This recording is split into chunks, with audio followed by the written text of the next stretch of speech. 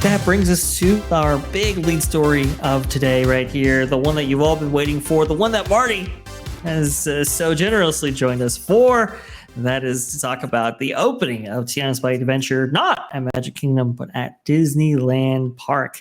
Yes, they are having public previews now, and people have been signing up for that virtual queue in order to get their chance to ride Tiana's Bayou Adventure. And here's the thing, folks. Yes, I was just about to say, Marvin, it's perfect. If you can actually get on, that is. So the virtual queue is not where your your issues end, unfortunately. You can see right here, this is Disney touting this version of Tiana's Bayou Adventure at D23. And we've seen a little bit of the exterior and all that. We went over how they unveiled a lot of that with the removal of some construction walls on the side there.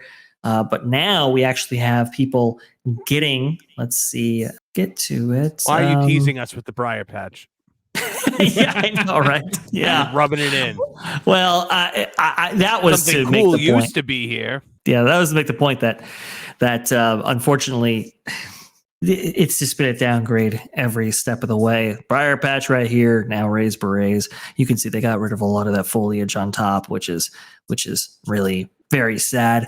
A structure that's been up for 1956, 1957, the Indian Training Post. But you can see the virtual queues right there, and they ran out within minutes. So that's something. Yeah, it was like a second. By the way, there were so few. The single most infuriating sentence in my universe is Gritty is ready for adventure, because when you sign up for this virtual queue and you see that, and then 8 hours later, because the ride has broken, you still see it, you come to hate that rabbit as though he committed horrible acts upon your family. That's amazing.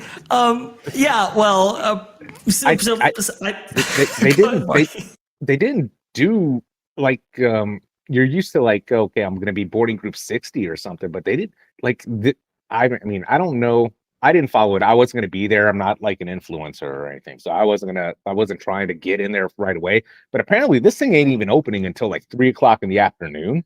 No. So like the window is very limited in the first place. I'm like, well, why do that? And maybe they got to run this thing, and we'll get into this in a little bit, because we know we know the ending of this story. Yes, maybe they need to run it a bunch in the day in order to even start putting guests on. I don't know, but so I heard that these days are being shared with cast member previews. So cast members are going first earlier in the day, and then later in the day they're opening up to the Magic Key previews. I think that's how it's working, but I could be wrong, Marty. Well, that makes sense then. It's interesting because, like Marty was saying, the very low boarding groups, I think it topped out at 20, and everything beyond there was like a backup boarding group, which guess what, folks? It's Tiana's Bayou Adventure. Do you think we got to backups? We didn't even get to all the ones that actually got a boarding group. Tiana's curse strikes again, unfortunately. We have a few posts from Mondo here. Mondo being Five Fires or the Cali Bay. It's not Tiana's curse, by the way. It's the curse of Brer Rabbit. Yes, it is the curse of Brer Rabbit. That's very accurate there, Marvin. You can see just the amount of chaos that descended on this part of the park here. Apparently, they had to actually close off the back of Bayou Country, previously Critter Country, and actually closed off the Winnie the Pooh ride. They changed its name to Bayou Country? They changed it to Bayou Country, yes, Mark. Oh, there's already a New Orleans Square. Why don't you just make it the New Orleans theme park at this point? Look, I stayed at Port Orleans Riverside this past week, and I if I never hear jazz music again, I will be happy for the rest of my life. But we stayed at Port Orleans Riverside, and then we rode this ride first thing when we got to Magic Kingdom, and I was just kind of like, man, I'm so done with the New Orleans experience right now. I can't even imagine with like multiple lands dedicated to one city. Well, New Orleans Square has always been like one of the best lands in all of Disneyland. Unfortunately, Tiana's influence has been overwhelming which is really sad. And we all thought that they were going to keep the Critter Country theme because, well, there are critters inside. But apparently, nope, we're going to go with Bayou Country. Great. Well, and I like the I enjoyed the New Orleans theming at the resort. I was like, wow, this is like all the fun of going to New Orleans without worrying about being murdered in an alleyway. But like it just was too much after by the end of the day. It's like, and I'm sorry, there are critters. How awkward is Pooh's Corner now? Yeah, down in the bayou. Yeah. We got Tigger sitting there now, like, on a float, Mardi Gras or something. I don't know. I mean, 100-acre Mardi Gras. 100-acre Mardi Gras. Nolan, you were about to say something? Rabbits growing chili peppers and stuff. Sorry. Go ahead. Going back to the whole Critter Country thing, it hit me while you were giving some details about this ride. Compared to like some other theme parks, when there's like a huge attraction that gets taken down and replaced, a lot of good theme parks will find ways to integrate in some way a reference to that older ride experience. I take, like, say, the Banshee at Paramount's Kings Island. They have it themed to, like Banshee, so it's all like ghost and spooky themed. They have a graveyard that's in the queue. They have a whole graveyard or a gravestone that is dedicated just to that original ride that used to be there, Son of Beast. This is like 2000 to 2009. They have a little torch on it.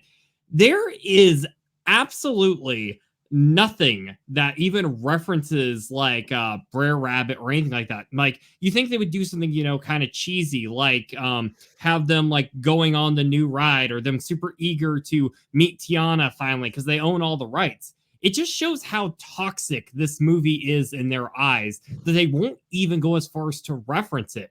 And you're talking about this. There's a very small reference, Nolan, a very, very, like a blink and you miss it reference. When you first go in to the first area in the queue, there's a desk, and on that desk is a figurine of a rabbit and a bear and a fox. They are not anything. They don't look anything like the Brers, but that is the only reference you get to Splash Mountain, as far as I know. What a cop out! What a cop out! Because what upsets me so much about this is that for 30 years somebody could love a ride, and now that because they still love it, and it's such a lazy argument that you're somehow maybe racist or something. And the necessary downgrade. Yeah, and and the whole reason this even really exists is because because Disney, told us we shouldn't like it. Like they're the ones that sat there and started pulling the plug on it. And I mean, well, and it was all the Stories Matter department too. Right. And the problematic stuff wasn't even in the ride, and they put problematic stuff in the ride in this new version. The whole theme behind it is problematic. The Avery Island salt mines where slaves toiled and died. Seasoned veterans. And they're like, come on down to the salt mines, y'all. The happy-go-lucky Avery Island salt mines. Come on. Like, you gotta hear Lorena Creole go off about this, because she has got such epic information. She was told the Brer Rabbit story. She's fantastic. By her grandparents. And so when I did an article on that Park Place about Tom Corliss's coverage of Tiana's Bayou adventure and how he called Splash Mountain a problematic log flume and took aim at Japan's lack of cultural diversity, Lorena gave me such amazing quotes for that article, just specifically about how there is no problematic stuff in Song of the South, and how it actually makes sense with history. She really knows her stuff when it comes to this. And it's absolutely insane. The Stories Matter department carries that much weight with this company. Yeah, in 80s, man, if I can clarify, I don't think there was anything problematic in the movie either. That's the argument that was being made, and so that's the argument that I was presenting. I didn't think you were I didn't think you were actually presenting that argument. Yeah. Well, and the NAACP famously signed off on the original version of Splash Mountain. In fact, Tony Baxter actually talks about how they worked with them in tandem in order to ensure that the original version of Splash Mountain was as politically correct, at least in those days, as possible. And they were enthusiastic about the original version of Splash Mountain when it opened in 1989. July 17th, that is. You can see right here the changes to this version of the ride. That's literally the show lighting for that scene right there. And you can see his eyes are obfuscated by the shrubbery there. Looks like we still need some work here, folks. But it was literally, when I was riding that thing for the first time, it was just a how dare you stand where he stood. Yes. Well, that's the thing, Marvin. I know you've yourself have had problems even getting on the ride, and apparently, well, that happened here on day one. Apparently, it broke down not once but twice. About an hour and 40 minutes into it being open for previews officially, it broke down for a reported 2 hours, which is no good at all. Oh, yeah, when we finally got on it, I longed for the days when I couldn't get on this ride because I was just like, man, I miss not knowing how bad this is. Was your experience at all like mine? Did it break at all during the ride? We kept there were a lot of delays, which means that the logs behind you slam into you at high speeds and give you whip because the current when you're in the spot where the current's taking you, you're still gonna continue to be taken. And yeah, it was terrible. Yeah, I called Vash last night and I said, check your X messages. I just sent you a link. The ride's down and they're live, videoing it. Yeah, live streaming and they're getting walked off, and it's just like they're just like, hey, we've been here for like 20 minutes now, and I'm just like, the ride opened like 3 hours ago.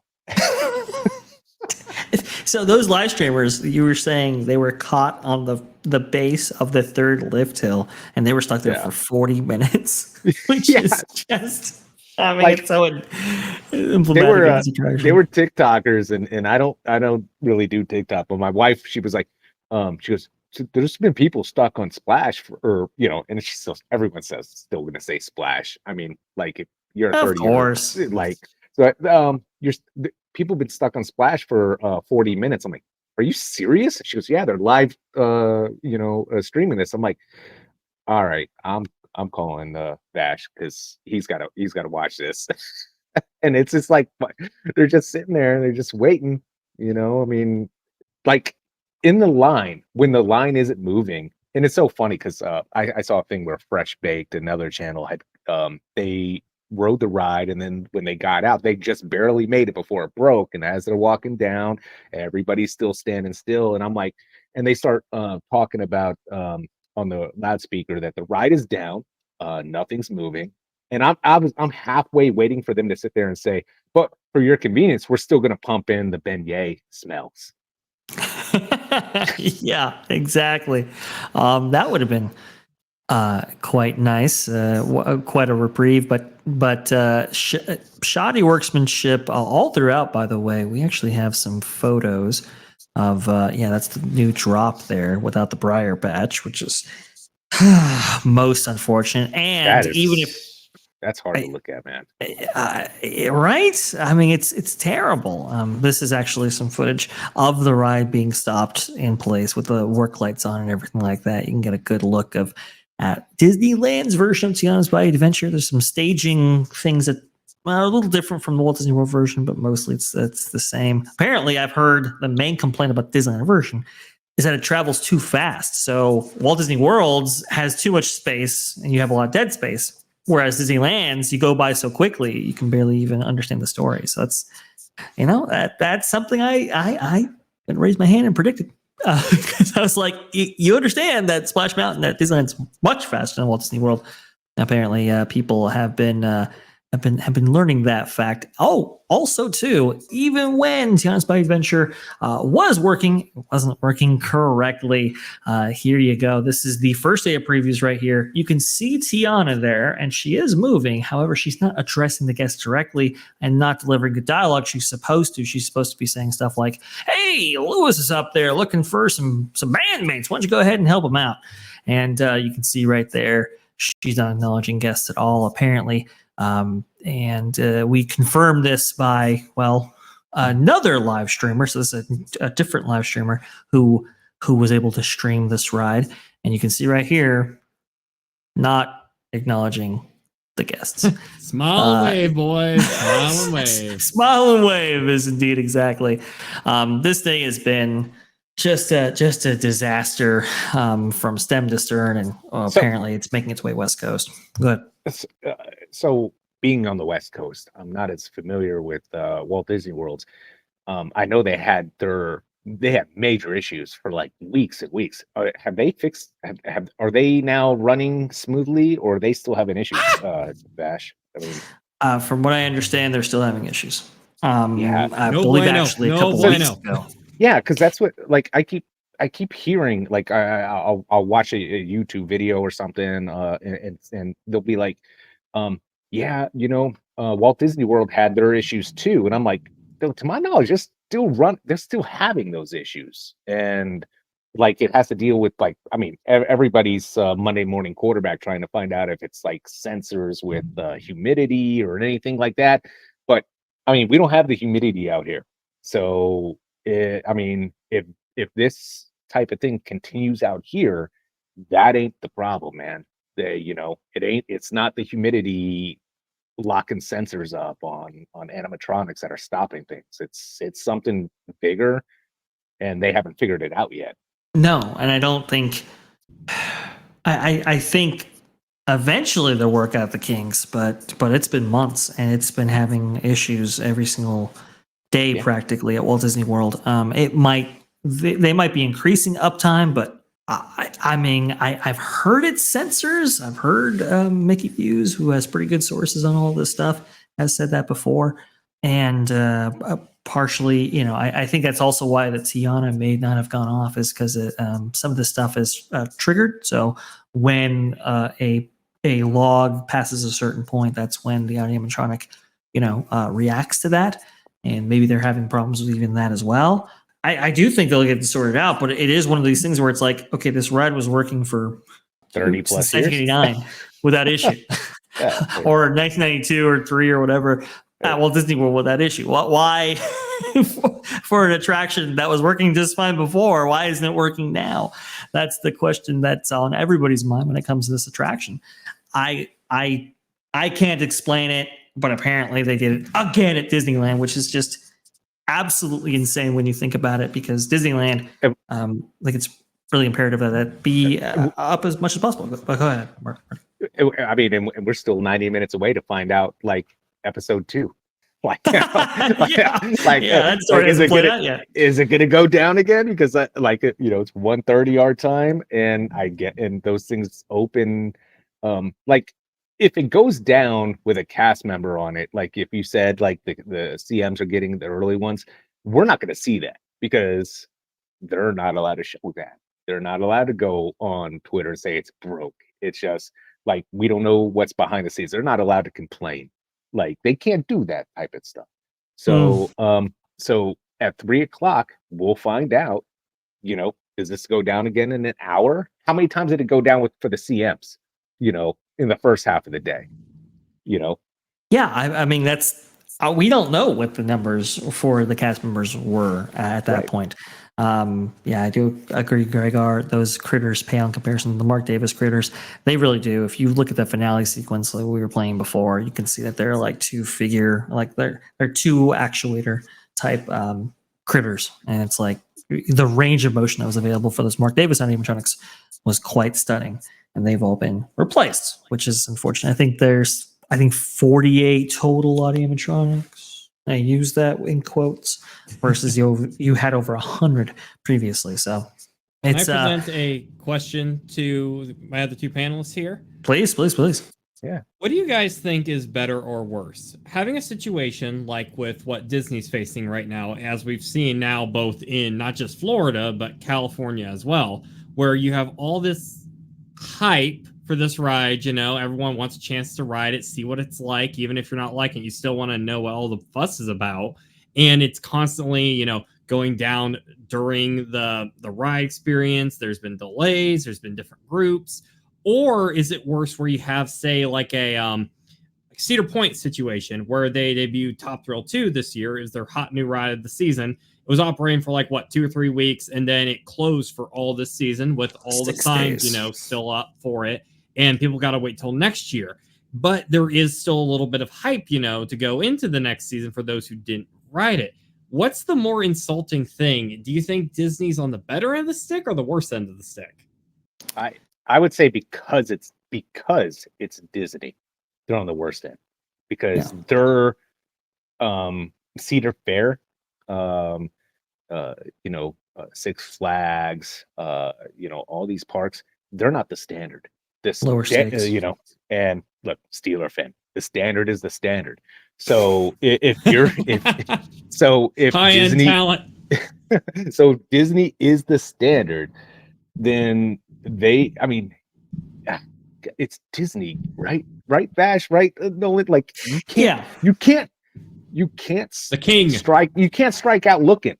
You have to you've had enough time. It's slow pitch. You got to knock this one out of the park. You have to be able to do this. They did this with Toontown as well. Toontown opened up. The ride is the only thing that worked in the dang park, in the land. Like everything else that looked like, all the looks and the feels were broken for almost a year. 7-8 months, truly. I feel because it's Disney, you have to get it right the first time. Like for the price tag. Yeah, very well said. My opinion. Paying for premium. The stakes are higher with anything Disney. They spent hundreds of millions of dollars per version of this attraction, so that puts them in a bad place. Replacing Splash Mountain, a beloved attraction like Top Thrill Dragster. I know people like that attraction, but it was beloved world over. Highest rated attraction on things like TripAdvisor and stuff. So I think that all puts it in the category of it's got to be Disney. Now that's not to say Top Thrill 2 and what happened there wasn't bad. That's just terrible. It was only up for I think 6 days or something, and then it went down and never came up. But in Cedar Point's, to defend them a little bit, the thing about Top Thrill 2 was that Dragster had to be replaced after that last incident, and after the uptime incidents, and it being a prototype coaster and stuff like that. That had to be remedied. Whereas Splash Mountain didn't need to be touched at all. That was a decision the company made, and they put themselves in this issue. In this situation. Go ahead, Mark. Yeah. Well, Dre, to your point, I know I tweeted something last night, and and it kind of speaks to this idea. I was like, did they really rocket rod this thing? Because People Mover didn't need to be touched either. It was beloved, and rocket rod lasted a hot minute, man. A hot summer, hot girl summer, or whatever they call. Yeah, it lasted about a summer, and they were like, we broke the track with this thing. So it people lasted don't know. as long as the Kardashian marriage. Exactly. If people don't know, for the debut of the 1967 version of Tomorrowland, Bob Gurr's amazing People Mover design was implemented, and that is the design that we see associated with the Omnimover attractions like Haunted Mansion, for example. We also see a variant of that for Pirates of the Caribbean, Snow White. I'm sorry, Small World, I should say. Sorry, very much apologize. And so the People Mover stuff is just solid, rock solid, and that's why it's still in use today by those various attractions that have picked it up. Well, Disney, in their infinite wisdom, decided, you know what, we needed a new e-ticket for the 1998 version of Tomorrowland, so we're going to replace the People Mover with the rocket rods. These things lasted for a season, I want to say, Marty. And then they were taken offline. We're going to make some adjustments. And then eventually it never reopened again. And that bear track has been over our Tomorrowland for over 20 years. Yeah. As a reminder. They broke the tracks. And it's even worse because they would like to remove them, obviously, right? Because this is a massive hurdle in the middle of Tomorrowland when you're walking through. But from what I was told is I was told from sources that they liken it to a cancer. And they said that it itself is not, you can't remove the track just from the front because it's already infiltrated the kidneys. It's spread to the lungs because it goes into Star Tours. It goes into through that's all the these issue. things, and it compromises the integrity of the build with today's like we know like if they like Matterhorn is very compromised. They can't tear it down and rebuild it because today's codes say it would have to be larger. So it would actually the base of the mountain would have to go into like Alice. And I mean, now you're cutting off a walkway, you're cutting off a parade route. Yeah. So it's the same thing with this. In order to remove the track in the mid that we see, they have to remove the track that we don't see, and that compromises those buildings. They can't do that without tearing it down, which doesn't happen until there's a complete demo of everything Tomorrowland, with the exception of Space Mountain. This is also why I think they've been pushing off a redo of Tomorrowland, because that needs to be addressed, and that'll probably require more money.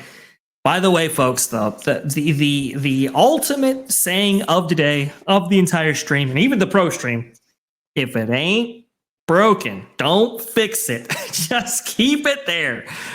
Whether it be Wesley Snipes being part of Blade or Splash Mountain, doesn't matter. If it ain't broke, don't fix it. Okay, the people like what they like. Give them what they like, and everybody will be happy. You don't have to worry about these things. Am I right? Or am I right? Give the people what they want. There you go. And that's Tom Brady on the Patriots. Okay, here we go. Going Shogi, I blew a fuse on the streams last night. The Disneyland streamers were shilling hard. Quote, if anything was to replace Splash Mountain, this is it. I'm still salty. This is... There's going to be a different mentality for Disneyland streamers than there might be for Florida streamers. I'm just going to put it out there. They might be a little bit more receptive to this. Is that right, Marty? Yeah, it's going to be. I don't know. In my opinion, it's going to be, the whole thing's going to be bad as far as like out here. They'll take however bad it is and still be cool with it. In my opinion, to me, I don't get it. If the ride worked and it doesn't work, why ever accept lower standards? These are premium experiences. You're paying over $200 to get into Disneyland nowadays on a tier 6 ticket. $1,700 for an annual pass. Why accept anything less than awesome? Go ahead, Mark. Well, you just added the annual pass. I was going to tell you, just keep in mind, like the Magic Key people, like who are getting the access to it right now, and the streamers, they make a living on this. You know, they want to be invited to new things. They want to be invited to. I've seen people have credentials pulled because they were honest on a review with Disney. Take it with quite literally a grain of Tiana salt. Okay, wait until people start getting in there, and the regular people, not cast, not Magic Key. I'm a Magic Key member. I'd be honest, like when I went in there, but I'm not. But again, I don't make like social media content or anything. I've got no blood in this game. I mean, I'm mad if I'm waiting in line and the ride breaks and I've got a virtual queue and I can't get in there. And I'm fine with the idea that things break. But if it's like anything like what they have going on the East Coast, I'm not cool with that, man. That means the ride is broken. It's not just down. And there's a difference between that. Did you break the ride, or is the ride just down? I think the Imagineers broke the ride, to be honest with you. I think we're gonna have difficulties with uptimes and so forth during this entire run. I will say though, instead of Walt Disney World, where they have to have a key to actually unlock you, you don't have those same restraints at Disneyland. So hopefully downtime will be minimized because of that. That was a highlight from our live stream on That Park Place Podcasts online, where the full stream can be found at the link in the description. But what about you? What do you think about this very intriguing and fascinating story? Please let us know in the comments below. Like this video if you did like this video. Share us out, as it helps us out tremendously against the YouTube algorithm. And thank you so much for watching. T3, BO. Please comment, like, and share this video, and don't forget to subscribe to That Park Place Podcasts online, your source for exclusive content and highlights from WDW Pro, The Pro Show, and That Park Place, for all the news that should be fun.